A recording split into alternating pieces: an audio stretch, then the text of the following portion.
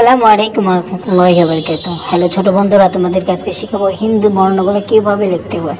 এই যে আমি লিখেছি স্বরে ও, তারপর লিখবো স্বরে আ, হিন্দিতে লিখলাম, এখন লিখলাম বাংলাতে। তারপরে লিখবো রস্বই ই, হিন্দিতে লিখছি, তারপরে বাংলাতে লিখলাম রস্বই। তারপরে লিখবো দীর্ঘ ই,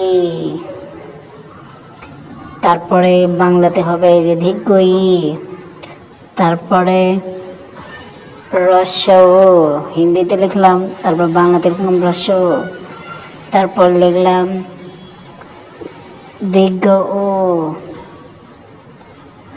তারপরে লিখলাম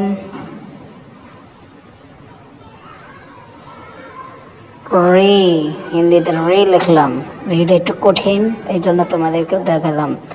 তারপরে লিখলাম এ, তার বাংলাতেও লিখলাম এ। তারপরে লিখলাম ওই, হিন্দিতে লিখলাম ওই। তারপর লিখলাম ও,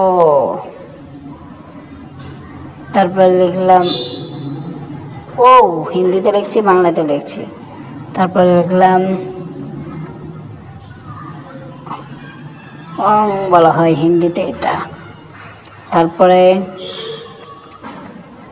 স্বরে আ।